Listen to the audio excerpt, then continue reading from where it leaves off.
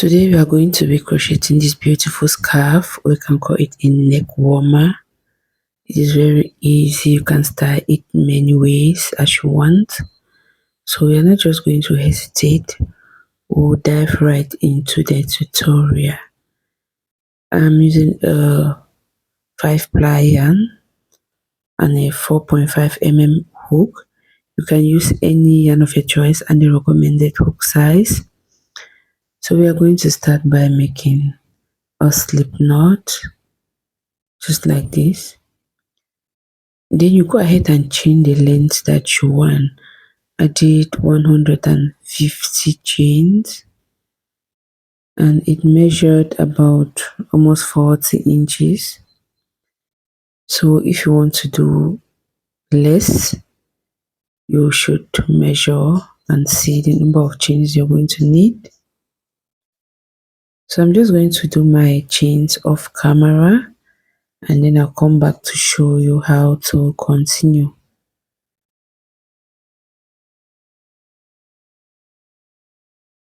Also, you can use a bigger hook size for these chains while you switch it off when you're doing your ruffles. So this is how my chain looks like. So what I'm going to do now is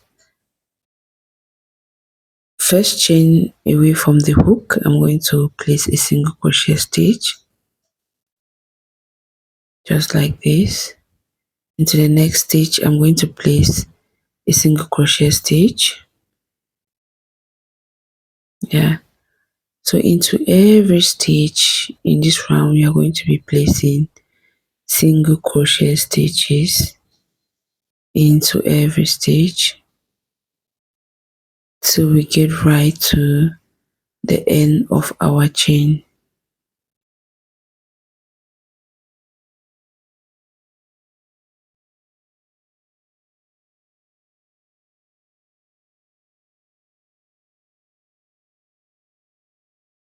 So this is what it looks like. I'll meet you at the end. So I've gone into every stitch. I'm going to chain 3 now, and then I'll turn my work. Then into that same stitch, I'm going to place a double crochet.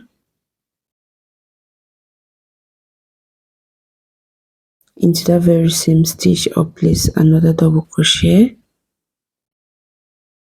And into that very same stitch, I'll place another double crochet. The chain 3 with it before turning counts as a double crochet. If you don't want it to be too ruffled, instead of putting 4 stitches into every stitch, you can put 3 double crochet stitches into every stitch. That is if you don't want it to be too ruffled like mine. So I'll just go ahead and put 4 double crochet into stitches into every stitch, and then I'll meet you at the end of this round. So I'm just going to do it off camera and then I'll come back. Let's continue. If you're new here, you're highly welcome. Please don't forget to click the subscribe button, turn on your notification bell so that you'll be notified each time I post a new video. Now we made it to the end. I'm just going to work into that very last stitch right there. Make sure you go into it and you place 4 double crochet stitches as we have been doing with every other stitch.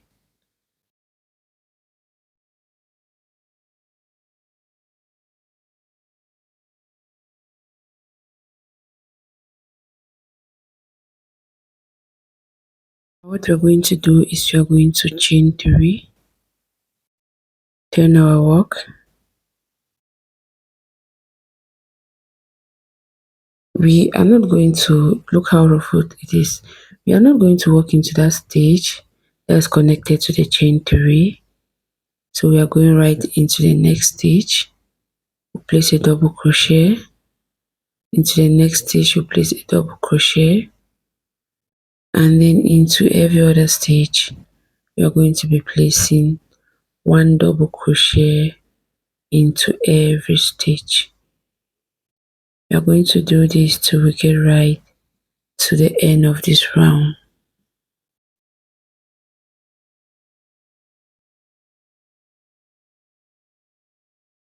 Okay, so this is how our work is looking like so far.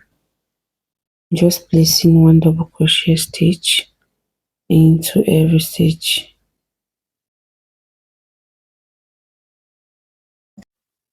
Just chain 3, turn your work. You are not going to the very first stitch, you are going to the second stitch, place a double crochet. In the next stitch, place a double crochet, and into every other stitch we are going to be placing double crochet stitches till we get to the end. And then we are practically going to repeat this thing for the number of rounds that you want. At this point, we are just putting one double crochet stitch into one stitch. So we're just going to go ahead and repeat one single crochet into each stitch for 3 rounds. I'm just going to do that off camera, and then I'll show you how it looks like. So okay, so this is what we have. So this is how it is looking right now. The number of rows you're going to do, it depends entirely on you, but I think mine is okay like this.